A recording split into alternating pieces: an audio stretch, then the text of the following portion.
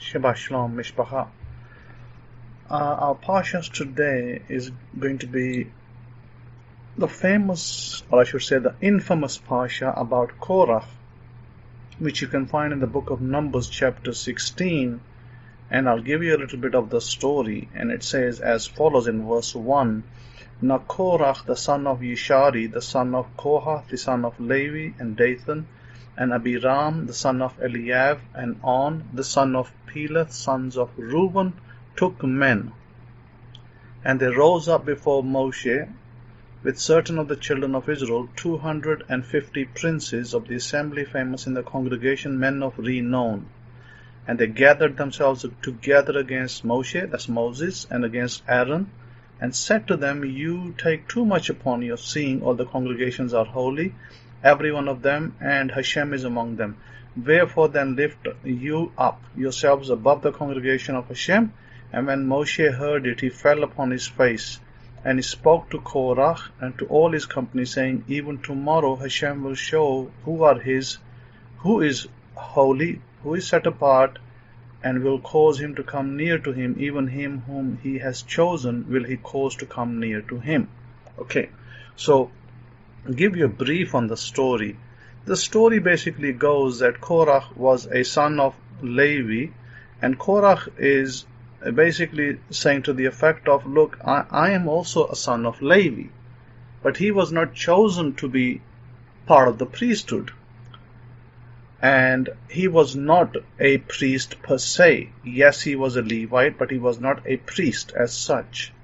And he wasn't a Kohen. Now, a Kohen, as you should know, and if you don't know, I will explain it to you. A Kohen typically is one that is a son of Aaron, not just a tribe of Levi. He has to be both to be a Kohen. He has to be the tribe of Levi and the son of Aaron to be a Kohen. Now, somebody like Ezekiel, he can be counted as a Kohen because he's both. He's a son of Aaron from that descent and is also a Kohen.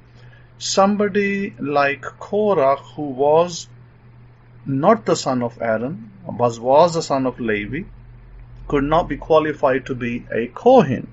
So he took it upon himself to say to Moses and Aaron, he had an issue with jealousy, and he wanted to distort reality. Now, let me explain to you what distort reality means. And I think I'm going to set up a good example of this distort reality, that somebody came up to me and asked me this question, do you know the Mandela effect?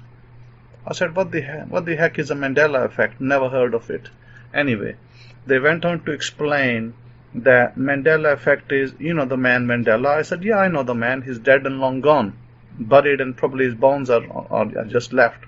And they said, well, Mandela was the man in Africa. I said, yes. So what's the point? Oh, do you know that the Bible verse 11:6, Isaiah chapter 11 verse 6 has been changed? I said, what do you mean has been changed? It used to say the lion, but it now says the wolf shall lie with the lamb. And I said, where is your evidence of such? And they said, well, haven't you seen it? Well, I said, I haven't. The conversation went, well, I'm not from a Christian background. Why would I care if it's a lion or a lamb? I'm only going to translate what the Hebrew says. I'm not going to make things up where they are there. So I said, I have to go back to the Hebrew sources and pick up what says in the Hebrew. So it doesn't matter to me whether it's the lion or whether it's the lamb. So I went up and looked it up, and I looked up the different sources of the Bible, which have, going back to the 16th century, the KJV, the original KJV, even in that Bible, it had the wording, the wolf is with the lamb, not the lion. So I want you to be very careful with this. A lot of people run after these so-called conspiracy theories, and this person said it should be like that, because they believe that you live in parallel universes. And because over a time, 100 years, 200 years, the parallel universes shift and things change a little, and that we are governed by lizards, and you'll hear these theories. You are governed by lizards, and there are lizards in White House, and this kind of baloney is out there, by the way. A lot of people believe in it as well. I don't. I don't believe in such theories. So they will say this, and therefore, the president is not the president, the senator is not the senator, there may be lizards, Obama is not Obama, he's a lizard. You may have heard of that, and I've heard of it as well, and it is totally, absolutely nonsensical. It makes no sense to anybody. And these theories, they came from a person called Fiona Broome. Okay, this is where the source. The source of this theory goes to a woman who was a necromancer. And necromancer, if you don't know, we are prohibited in the Torah not to perform such actions of necromancy. Necromancy means that you go to the dead and you ask them a question and they will answer you. Anyway, it's a whole lot of topic that I don't really want to get into. And it's called, personally, even more than necromancy, I would say it's a topic to do with distorting reality. This is what Korah was trying to do. Korah was also trying to distort reality by saying to the people, look, you're holy, but I'm holy as well. We're all holy. So why should Moses and Aaron be more holy? Do you get my point? It's like saying there's a McDonald's over there in the street. They're selling McBurgers, and we'll open our shop and we'll call ourselves Burger King, and we'll also sell burgers. But what difference does it make whether we are Burger King, whether we are McDonald's? We're all the same. We're all selling burgers, but it's actually not true. It doesn't work like that. You see, bloodlines and lineages and tribes are very particular and very important in the history of time and how they follow down the road. And yes, you can believe one thing, and people like that, they like to get their minds twisted. Somebody has to just manipulate them a little bit and they'll believe it. And I would encourage you to be warned. Do not just, because somebody said, oh, there's a little twist, the word whip is not really W-H-I-P, is actually W-I-P in ancient times. And things like that. That's how the reality is distorted. Be careful of how somebody tries to distort reality, because that's not how the sources are. Now, you can believe that there are lizards in our society and that the president is a part of the lizards family, as they said about President Obama, which I think was extremely racist, myself, if you ask me. And they even went so far as to call President Obama Muslim and all sorts of other details that I think are not part of this lecture. So they tried to prove that he wasn't a Christian-based president, that he was, for whatever reason, Muslim. Okay, to me, right, if he was Muslim, so what? If he was Christian, so what? Either way, he was the president of America, and he was an American citizen by right of birth, and he had the right to be the president. Either way. He served his term, he went away, and we never heard from Obama again. All he does nowadays, ex-President Obama, is write speeches, wrote a book, and that's kind of things those ex-presidents do. And he's probably on a government pension, and that's that. So all these so-called theories that people run after, my point is very simply, do not distort reality. Now let's come back to the Isaiah 11:6 debacle. Why doesn't it say the lion instead of the wolf? Well, guess what? Only those that have a distorted mind would want to believe a distorted theory, unfortunately. And good thing too, I don't have a distorted mind. I don't run with every theory on the street. I don't run with the people who are conspiracy theorists. For me, evidence-based reality is where I live. And yes, we can have parallel universes. Yes, we can. And maybe there are, aliens in space as well. But what difference does it make to me or you? How are they benefiting you? And how are they benefiting me? And the answer is neither is the case. They don't benefit me. They don't make my dinner. They don't bring me a glass of water. They don't make my tea. So it's absolutely no good to me. Aliens here or aliens not here. But what's important is that the book of Isaiah 11:6, even though you may have seen pictures of a lion in the lamb in your churches, which I don't know because I'm not a churchgoer like that and I wasn't brought up to be, but the reality is this, that if you go back to the Bible, that was from the Dead Sea Scrolls, Even in that Bible, in the Hebrew, to the English translation, it says the wolf. It does not say the lion. So that debunks all that nonsensical theory that somehow somebody switched the Bible text to say wolf in the 16th century opposed to lion. And that is just not true. Because by doing that, what they are basically doing or trying, and they are the biggest fools if they believe it, is that they are distorting God's truth. They are trying to tell you that God is not trustworthy. Oh yeah, God gave the Bible and then God allowed the Bible to be changed. And that, and doesn't happen to be just for the Bible. This could go for every religious text out there. The Muslims' Quran could be, accused of being changed from one word to another. The other, Hindu scriptures, the Bhagavad Gita could be accused of being changed from one wording to another. See, this theory can be applied to every major religion out there. Judaism, Christianity, Islam, Hinduism, etc., etc. It could go on. And it gets you nowhere. Because it's just a theory. It has no basis, no historical reality. People are not that weak in the East that they just give up and they just start to follow a crowd, and because they believe that the conspiracy theory is true that they have to leave their government. Try doing that in China. Try going to China and telling the people that your government is trying to hoodwink you and is trying to control you and trying to change your lives, and by keeping you down. There is no Chinese, very, very rarely a Chinese family will believe you. Majority of the Chinese family are going to look at your face like you are the alien and you are the idiot. They're going to look at you like an idiot and say, what the hell are you talking about? Why are you pointing fingers at our government? Why are you saying that, our government is bad and your government is okay and great? So this is why I want to inform you to be very careful, because this is how people walk away from God's word. They leave the Torah, they go into some other sect, and they end up getting black and bruised, and then they come back 10 years later and it's too late. Their life has passed, they've lived their life to some stupid dogma that was never true, and then they come back and say, oh, now I'm 70 years old, now I'm 66, and I'm sorry, but I spent the previous 20 years in some sect, and that sect turned out not to be true. And that's the reality.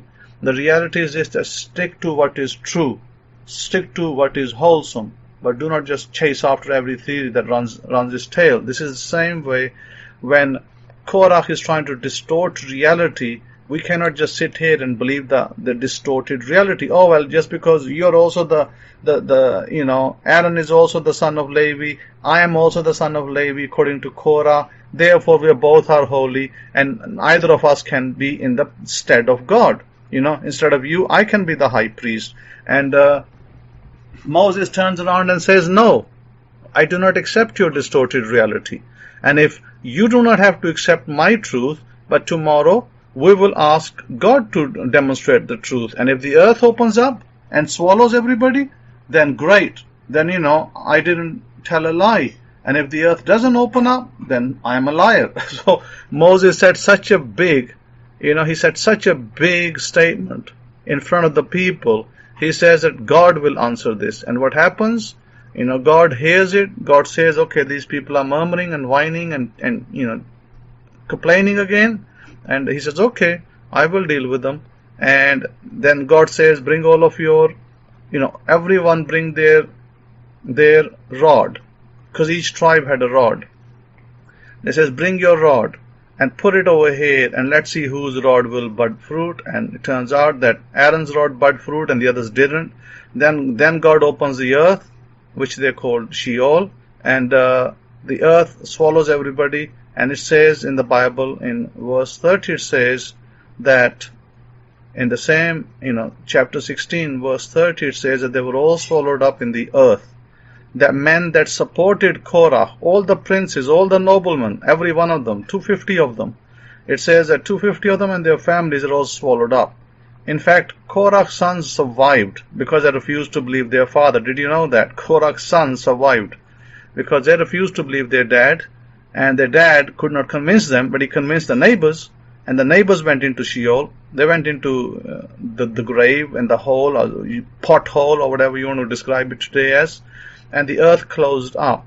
It's a classical story of deception, distorted reality, and trying to follow somebody who is also distorted and telling you stories that are not true. Therefore, be very careful, be very circumspect of such stories in our world. They crop up from time to time. When people have nothing better to do but just to cheat and deceive other people, they do that. They spread the little theories that there are lizards in the White House, and we are controlled, and we are controlled by lizards and aliens. You see, if you want to believe that, that's your domain. I don't, and I'll never will. So with that, I think they're watching too much of that V movie. Remember that V movie that they used to show? And there are lizards who came down and they adapted human form, and they wanted to overtake the earth and things like that. So yeah, nice story, but it's not true. So with that, I would just like to point out that stick to the truth, stick to what is true and wholesome. The Torah has never proved to be wrong. God's word has never proved to be wrong. It's always been steadfast, it's always been true, and it's always been trustworthy. God's always been trustworthy. Yes, we can be lied to by our politicians. They can lie to us. They can tell us mistruths. They can give us erroneous information. But, lying is one thing, but distorting reality is another. So stick to what God tells you, and stick to what God teaches you, and you will do well. Otherwise, you will just go down the history of just another person who followed another lie and ended up nowhere. You don't want to be a statistic number. It's like those people, if you remember, those people in that particular sect that was in Texas, that Davidian sect, that's told everybody that you have to commit suicide and you'll all go to heaven, and something similar to that effect. And then the authorities, they basically went on them, and these people ended up, a lot of people dying because of one man's ignorance and one man's foolish theory and erroneous theory that others had believed. And people are so finicky. People are so finicky and illiterate that they believe in the smallest of the thing that's put out on the internet without even investigating, without even knowing it for truth for themselves. So I would encourage you to be circumspect, be wise, and always question, always study, always research. Research for yourselves, and then know what is the truth. With that, have a wonderful Shabbat. Shabbat Shalom. Okay, shalom, mishpachah, and Shabbat shalom to you. If you're listening on the Shabbat, this is Rabbi Kefa coming in from home base in San Antonio, Texas, and I'd like to welcome you to another bit of instruction and guidance and on our way of life and our way of living that comes out of the Torah, which I think is a great book. It really is a great book. You know why I can say it's a great book? Because a lot of people, even though maybe they don't understand all of it or follow all of it, uh, people world over have taken precepts or verses or understandings, wisdoms, writings out of the Torah. Let's just say the Tanakh, for that matter, to expand it a little bit. They're taken from the Tanakh as well and have utilized these particular principles, or what I would say call techniques. They've utilized these techniques to assist them in their lives, to give them a life of peace, a life of love, a life of joy, a life of happiness. And I say to that, more power to them. I say to that, more power to them. And this is why it's so beautiful to be attached to the Torah in any kind of way, shape, form, or fashion, because that's what it will do. It's not like religions that you attach yourself to religion and you find yourself in fear. You know what I mean? And if you're afraid or you're in fear with anything that you do, then you might want to, or anything that you accept or anything that you embrace, then you might want to relocate and try another relationship, because that relationship is a broken relationship. That relationship is a relationship that will never really materialize and work for your benefit. I see a lot of people, co-workers and the like, and friends who, we have discussions, and, they're in relationships, solely based on fear, which that is a relationship of failure, because the relationship with that kind of model will never stand for a long period of time. It just won't, because, you can't, fear is not a natural state for, us light beings. Fear doesn't exist, actually. It just doesn't even exist. So, yeah. So this is when you're in the Torah, you get, it's total opposite of that. You have another F word, if I can say, which is freedom. This is what you get, because you'll begin to realize how much power that you have within yourself, within you, and not outside of you. That, you know, that the divine presence dwells within. And when you become conscious with that point, with that very statement, my goodness, when you become conscious with that divine presence is within you, in this body that you reside in, this avatar body, I call it, the earthly body, then you are on a road that is is better than the yellow brick road. You're on a road that will really uh, propel you and advance you, and on the road to ascension. Just you're elevating yourself. You're growing, you're evolving, and that's what's important in this life. In this period of life that you do have, there should be an evolution. You should evolve. I was talking to a great friend of mine this week, and we were having discussions, and we all have mothers and fathers, and were begat by mothers and fathers. So we should all strive to want to do even, better than how they were, or better than the standard that they left behind, if they have transitioned on, if they have, passed on to the next life, if they have transitioned on to consciousness, however you want to say it, if they are no longer with us, if they, again, have passed on. So that should be a goal of the children that are left behind, is to do better, or to take, steps, and, gigantic steps at that, to propel yourself even further. I mean, this is the best way to honor your ancestors, my ancestors, is to propel ourselves forward, not backwards, not doing worse than our ancestors did, but, propel ourselves forward to where we're doing even better.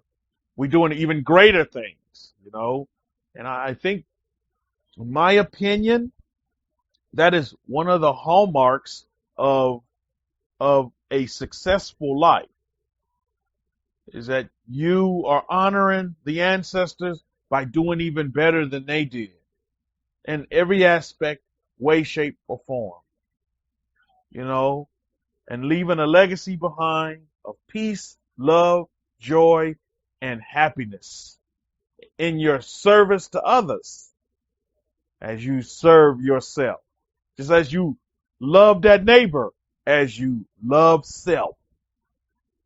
And you begin to get inside of you, my goodness. I know a lot of you will affirm this. You'll say, yeah, Rabbi Kefa, I know exactly what you're talking about. Now I realize how powerful I really am. I realize the power that I have within me. And that's beautiful. That is wonderful. Every day, make it a point to look inside yourself and see yourself as powerful, as strength, as perfect health, as infinite abundance, because you are. That's what you are, light being. That's what you are. So never doubt yourself, because doubt is has you on not the yellow brick road, but on that fear road, you know, on that fear road. Doubt takes you on that fear road to where you know, you can't get on with whatever you desire for yourself, whatever you want for yourself, making this world a better place, leaving this earth in a better place than you found it. You know what I mean? These are, you know, basic principles for all humanity, regardless of who or what you embrace in your religion or spirituality. If that's not the hallmark and bedrock of your religion or spirituality, then, you know, the only person that you're fooling is yourself. And you stay and you just continue to follow the programming of the Matrix. You know, you're just a walking zombie, you know, and you never get on and you never succeed, and you go through this period of life and you're always on the negative side of the fence instead of the positive. You know, there's just totally not a way to go through this experience and the experiment that you're in right now in this particular avatar body. It's just not. You know, you're more powerful than you can imagine. Because as stated earlier, what do you imagine? But, you know, I digress. But in the meantime, when we look at this parsha, and again, this parsha I'm taking from our Hanukkah calendar, Parsha Korah. My goodness, what a parsha here. Numbers chapter 16, starting at verse 1 to Numbers chapter 18 to verse 32. My goodness, what a parsha. But when you look at this parsha, you sum it all up, and you look at the events that took place in this parsha, you know, one of the highlighted events that I would like to focus on in our understanding, in our education, in our development, is that you're always going to have opposite forces coming at you. You're always going to have, you know, with the humbleness, you'll have jealousy. With the joy, you will have the sadness. There's always going to be an opposite force. The strength of that force, that just depends. But it will be there, and it will confront you, or you should recognize it for what it is. It's just a negative force that'll be coming at you. In this case, we see it with leaders. I don't know how many of you affirm to be a leader, but I do. And I say that in all humility. I see myself as a leader. And I know in this avatar body, and by the conversations that I have with my ancestors, that I know that I'm a leader. What's in me, in my very being, is leadership. Is the capability to lead. And I say that in all humility. But I do say that with all conviction as well. The reason why I say that is this, because listen, I've been put in a leadership role ever since I got married, had a child. Now I have my little son, Nakshan, running around here. They look up to me as a leader. I'm the leader of my home. And so with leadership comes great responsibility. Now, sometimes when you're leading your ship or your home, not everybody's going to agree with you. And I get that. Maybe sometimes when you take in all the information, you take in all the different information from the different sources. Everybody has a voice in my home. Even Nakshan, he's 2 years old, but he still has a voice. He has an opinion as well. But you take in all of that, and then I have to be the one as the leader to make the decision. And, you know, that framework and that structure, you know, to run a well-oiled, you know, machine, meaning to run your house properly, to have your house run just at, as proper as can be, you have to have these facilities put in place. There has to be some kind of structure, some kind of order put in place. And every person has to know their role. But at the same time, in my house, we always see it like this, and I always say it like this. At the end of the day, we're all one. Whatever decision-making process we have coming down, we all come together. We talk about it. We come up with a decision, and then everybody is in agreement with the decision that's made going forward. Because I'm going to be the one to lay down the law, make the final decision. But you see, sometimes with Korah, what we see what's going on with Korah was, sometimes people, when they see a man or a woman in a position of power, they are envious of that person. They're jealous of that person. All the negative forces that you see that goes on around you. Now, this takes place not only in this Torah that happened, many, many years ago, hundreds of years ago, thousands of years ago, right? This takes place today in 2022. It does. It happens. You all see it takes place. You all have it happen in your lives all the time. So as stated earlier, when you have these things that do take place, we have to understand and know how to deal with these kind of situations. When there's a revolt, when there's resistance, when there's what they describe as a mutiny that was going on between Korah and Musa and Moses and Moshe, this is why the Torah is so great, because it gives us great examples, great stories in the history of the Hebrews about how you get on in relations. And to this day, you can take that story and put it right here, cookie cutter story, and put it right here in 2022. June of 2022. You can do it. So, the question is, how are we going to handle these situations when resistance come our way? When mutiny comes our way? When revolt comes our way? You know what I mean? In government, you have to have authoritative figures. Those people that have put in place to run government. You understand what I'm saying? To run government.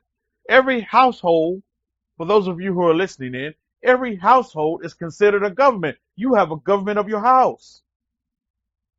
And some homes, as you all know, are run, pristine, whilst others are run chaotic and just disastrous, while other homes, note, are heavenly. And you can sense that energy and that presence as you either go into that home. You can feel it. You can feel it. Light beings that you are, you can feel it. Some people say, "Oh, I get a vibe." That vibration, you feel it. So we must understand is that resistance is going to come our way, because there's a lot of people that are just not going to want to drink your Kool-Aid, but they want to drink from your Kool-Aid, but it's just not, it's not for them. But they think they have it all figured out, and they think they know what you're supposed to be doing, or they think that they can do better than you can. You may see that in the job force. You may see that even in your own home, that there is a competition going on. There's no need for competition when you're all working together as one force, one unit. It's what a family is. It's a unit. And the successful families are those that operate as a unit. And when you note in these nations, the most successful businesses they all will go back and are based upon a family. I want you to study that. Walmart, family. Rockefeller, family. It's all, at the end of the day, it boils down to a family. The wise will understand that. So, however you perceive success, you cannot have success without having that nucleus of a family, that structure. You see, that's important. That's a very important formula to take away. Really is. I give thanks to divine presence that is within me. Truly is. We must have that support within the family, not the revolting, not the resistance, but the support in that nucleus that's going to grow that family, grow that home, so that the family can go about doing the necessaries that they desire, meeting the necessaries that they desire. I mean, that's it at the end of the day, Mishpachah. That's what's going on here. So I appreciate all of you listening in on YouTube. You know, whenever you may hear this 10 years later from when we recorded this, but you know, this is wisdom that can carry on, and that can propel you, and that it can carry on forever. Forever. It can go on forever.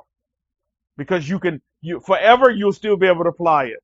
Tomorrow's forever, you'll still be able to apply it. Forever is forever, you'll still be able to apply these very same principles. This is why the Torah is so awesome. Because it teaches us relationships, not bad relationships. We learn from the bad relationships here with Korah. You're establishing a bad relationship with your so-called family. You know, Korah, it's supposed to be family, and you got this little beef going on, as they say. You got the drama. And then when you look at it, you say, well, can we base it upon the numbers? I won't go to that, but you know, you can say, well, consensus says that, you know, Moses, you're taking too much on you because we outnumber you over here, so we're right. So the numbers are right because they're, you see, but that's a lecture for another day. You know, that's a talk for another day. Stand on what you believe. Learn from Moshe. Stand on what you believe is true, and everything in the end will work itself out. The universe has a way of working itself out for the right, for those that are in right standing. That's just the way it is. You see, that is just the way it is. So, you know, I think kind of went over my time, but that's okay because I kind of wanted to drill home this point. Is that yeah, revolt is going to come your way, resistance is going to come your way, the mutiny will come your way. You as a leader, you just must know how to handle it. Not from the fleshly point of view, but from that spiritual, that inner being, that light being that you are, from that point of view. So you can recognize things for what it is. You see, we live in the matrix, but we can bend the matrix to our will. Just because you're angry, I'm not gonna be angry. You know what I mean? I'm gonna bend that programming of your anger, you know, to my will. And I'm going to use your weaknesses as my strength. The wise will understand. So on that note, I'll wrap it up and I'll close it up for the Shabbat. But this parasha about Korah, you know, you read it. I'm not going to sit here and read it. You guys know it by heart probably. But just to dig deeper and get some understanding, you know, about what the Torah is trying to teach us here in this relationship. Because at the end of the day, it's what it is. Everything is based on relationship. Best relationship you can have is with who? With yourself. So, I love you and I leave you. Peace to you all. Power to all of you because you're powerful beings. This is Rabbi Kefa coming in from home base in San Antonio, Texas. I say Shabbat, Shalom, Shalom, Shalom to all of you. Have a great 6 days of labor ahead.